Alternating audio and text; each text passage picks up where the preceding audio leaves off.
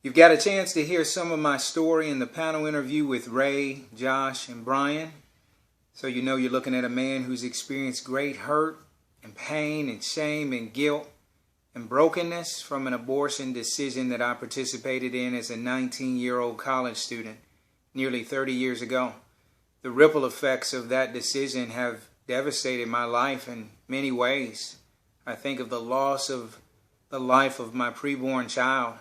Think of the devastating loss of relationship, a failed marriage, and a 25-year-old son who hasn't had the privilege of growing up most of his years with his father. And yet you're looking at a man who knows the amazing grace of God, a man who knows the forgiveness of God offered through Jesus Christ for every sin that I've ever committed in my life, including that abortion at the age of 19 and divorce and other things that I've been involved in. You're looking at a man who knows the healing of God by his grace. He's healing me of that wound of abortion and continues to provide new healing each and every day. And you're looking at a man who knows the power of that grace to change a life. He's taken my life and he's made it new, far different and more incredible than I ever imagined. A God who can take what we intend for evil and turn it around and make it for good and use it for the saving of many lives. That's a verse that God has used to give an illustration of what he's done in my life. That God has blessed me with a wonderful family. He's given me a wife, Taria, who I've had the privilege of being married to for the last 18 years. And she's a tangible expression of the mercy and the grace and the love of God to me. He's given me the joy of being a father and raising up children. And it's blessed Taria and I with 6 children in our union who range from the ages of our oldest Selah, who's 17, to our youngest Joshua, who is 2. God has blessed me beyond measure in spite of me. His grace is absolutely amazing. And even on top of that, God has called me to partner with him in ministering life, the life of his son, Jesus Christ, to many throughout our world. We've had the opportunity to minister to high school students and college students and professional athletes, and to be on church staffs ministering to God's people and serving as a senior pastor. Who would have ever thought but God? God is absolutely amazing. And for the last 7 years, he's given me the privilege, me, a man that didn't even speak up for my own child in the womb. He's called me to be a voice for unborn children. He's called me to be a minister of compassion and grace to men and women who find themselves in the throes of a crisis due to an unplanned pregnancy, and a minister of hope and healing and forgiveness to men and women who have been broken and devastated by an abortion in their past. That God has especially given me a heart for the man who in the midst of an unplanned pregnancy has no idea of where to go or who to turn to. Men who have been devastated by abortion and who may not even know that that's why they're dealing with some of the things that they're dealing with, giving me a heart to see them healed and made whole and walking in everything that God has for them. And I'm going to talk about more of that later, but we're in the midst of some unprecedented days. We're in the midst of interesting times that we live in with this COVID-19 pandemic. You know, we've learned new things. We've learned to walk around wearing masks and to wash our hands more than we ever washed them before. We've learned to social distance, and we've probably spent more times in our home than we ever thought we would spend. But the tragedy of this season has been the loss of so many lives, so much devastation, so many people's health impacted, the economy, and the number of lives around the world that have been lost to this pandemic. And yet, even in a pandemic, there are still men and women who are in the crisis of an unplanned pregnancy, who need to know that their life and the life of that baby in the womb of that mother is valuable. There are babies that need to be rescued from the slaughter of abortion. And there are multitudes of men and women who have been broken and devastated by abortion, who need to know the healing and the forgiveness of God.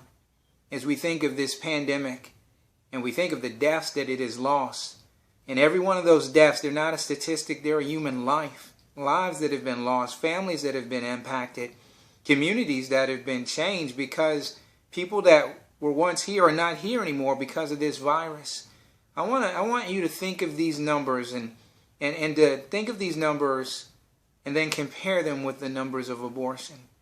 The pandemic of coronavirus here in the United States has had grave consequences. Since February 29th, when we've had the first reported death of someone here in the United States, up until May 25th, there has been recorded 99,300 deaths from the coronavirus. Well, daily, there's estimated that there's between 2,000 to 3,000 babies that are aborted. In that same 86-day period, that could be as many as 172,000 to 258,000 pre-born children murdered in the womb of their mothers. The media exposure has been constant with COVID-19 and the way that it's changed our world and the loss of life. There's been great devastation and loss of life due to abortions, and there's been very little media coverage. Is there not a cause? Let me bring it home closer to you. In Cuyahoga County, the first death to coronavirus was on March 21st. And since then, up until May 25th, there's been 209 people that have died from the coronavirus. From statistics that I found of the number of abortions in Cuyahoga County from the year of 2018, I took those numbers, divided them by 365, and on average there's about 12 deaths a day due to abortion in Cuyahoga County. From the time of the first death of coronavirus up until May 25th, the number of aborted preborn children would have been 780. Is there not a cause? Abortion has left a great scourge in our nation. Since 1973, with the passage of Roe v. Wade, 61 million preborn children have been slaughtered in the womb of their mothers, and it's a legal right that has been given. So much unshed blood, so much blood crying out to God. So many lives that have been devastated, millions of women suffering physical, emotional, psychological, and spiritual trauma from abortion. Men who are suffering the trauma of abortion, and many of them having no idea that they've been affected by the devastation of abortion.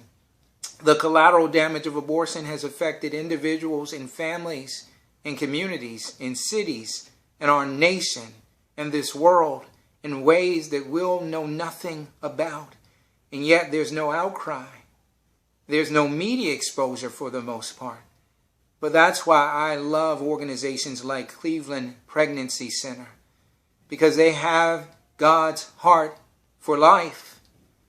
For the life of those that God is knitting together in the womb, they have God's heart to care for them and to be a voice of justice for them. They have God's heart for women who are carrying these preborn children. They have God's heart for the men who are the fathers of these preborn children. And they have God's heart for men and women who have fathered and mothered children that have been violently murdered in the womb, for them to see healing and restoration and forgiveness and grace that can only come by God.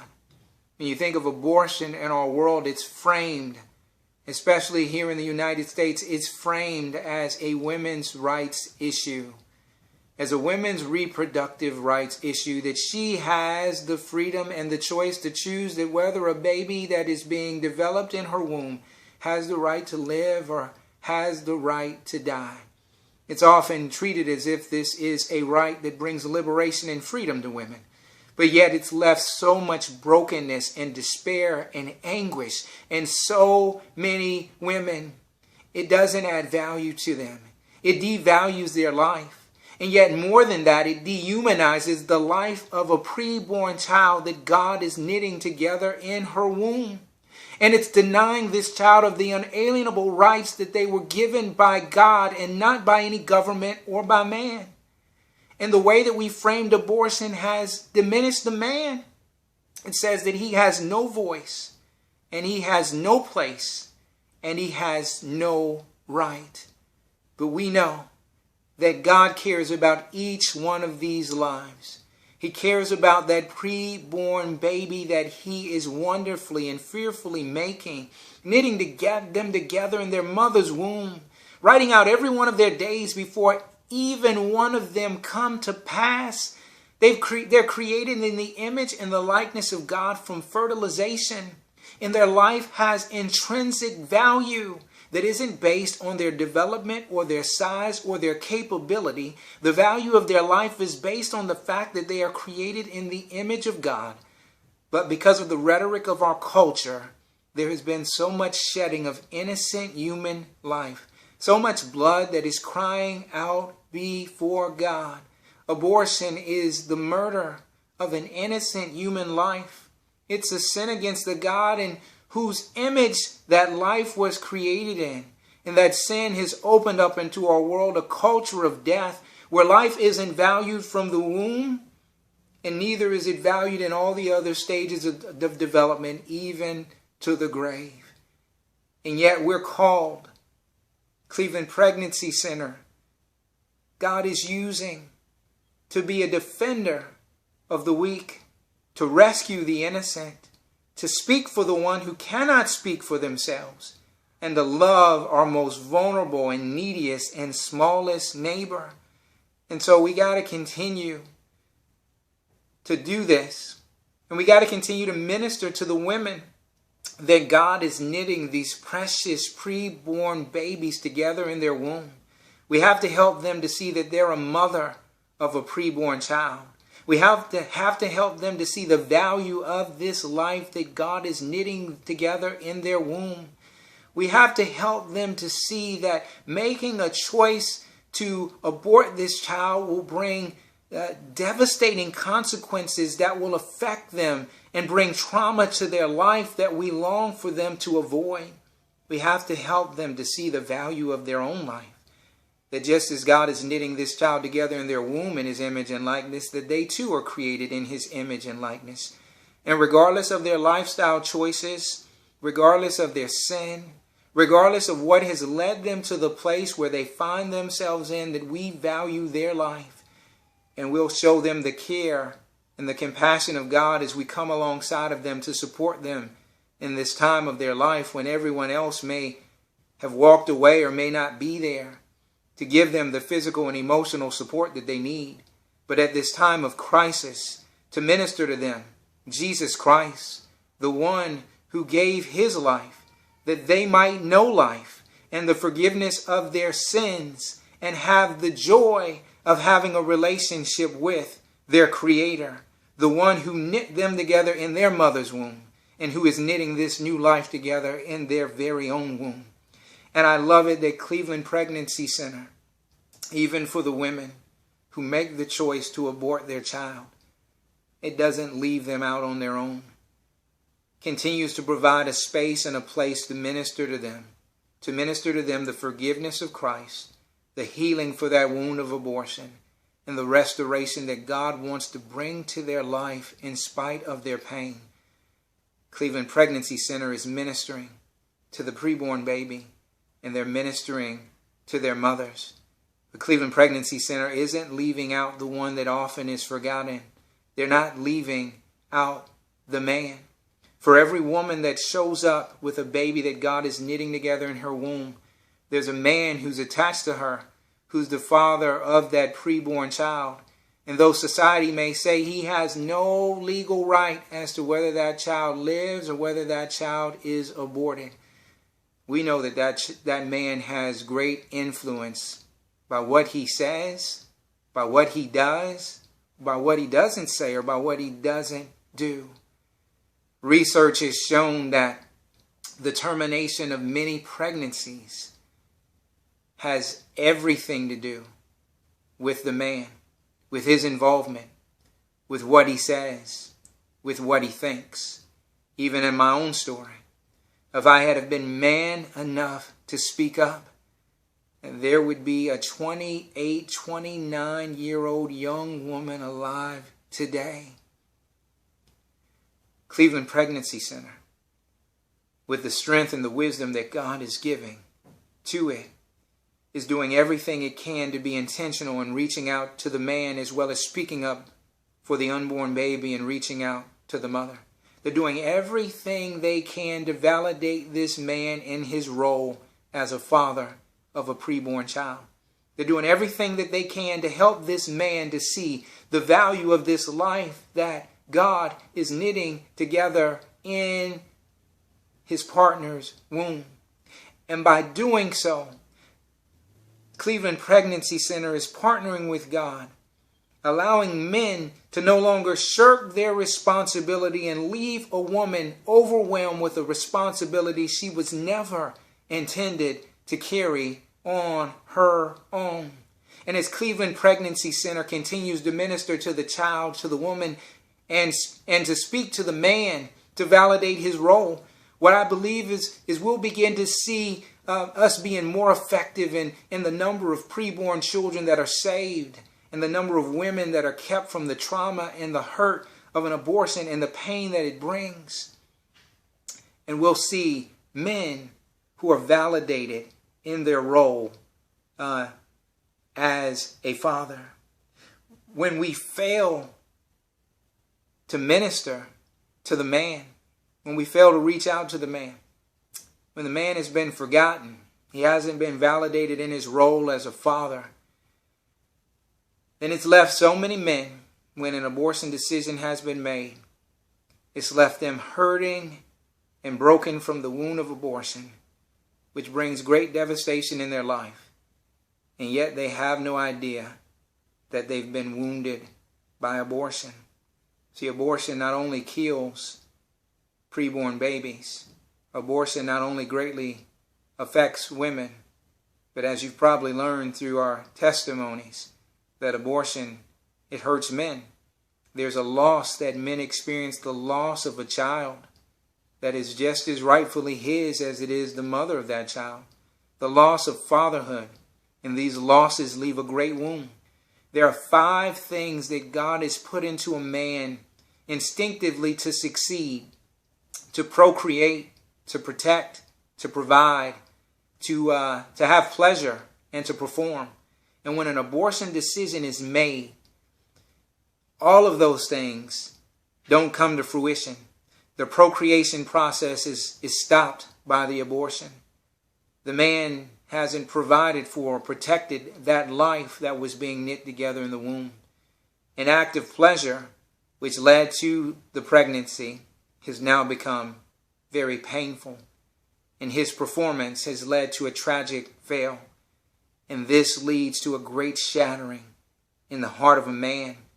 And there are great consequences that come to a man. And some of the effects of abortion are anger, promiscuity, turning to substances, the failure to trust women, the failure to make decisions, this innate drive that just wants to succeed, the failure to bond with children, just a manic depressive state of going from high highs to low lows. There's a number of effects that men are dealing with. But many men that have gone through an abortion decision, for them, it's hard for them to connect the dots. And for many of them, maybe they never will. But thanks be to God that there's a place like Cleveland Pregnancy Center that has helped men like Josh and Ray and myself to connect the dots, that some of the effects in our life and the wounds that we were facing was from an abortion decision. And not only did they help our eyes to be open to see that, but they pointed us to Christ and to his healing ministry, which has greatly impacted our life and brought transformation and hope to us, which has changed not only us, but it's changed our families. It's changed our marriages. It's changed the way we relate to our children. It's changed our ministry in the world. And your partnership with Cleveland Pregnancy Center is giving you the opportunity to see this done over and over and over again, as men are being reached out in the midst of an unplanned and unintentional pregnancy and ministered the life-changing gospel of Christ. As men are being ministered to who are in the throes of great pain because of an abortion, that as men's hearts are being changed and transformed, we're going to see men rising up into their kingdom call of being husbands and fathers, of being servants of Christ, of being voices for the unborn, and compassionate ministers of hope to men and women who find themselves in the midst of a throes and a crisis, to finding them being ministers of healing and grace and forgiveness to multitudes of others that have been broken and wounded by abortion. And if you find that hard to believe, well, you need to look no further than the one you're looking to right in front of you, in the lives of men like Josh and Ray. This is why your support of Cleveland Pregnancy Center is needed in these days and times just as much as it's ever been needed before. So I pray that you will continue to support, continue to pray, and continue to give for this ministry that God is using to change lives, to change families, to change communities, to change future generations. Thank you, and God bless you for your partnership.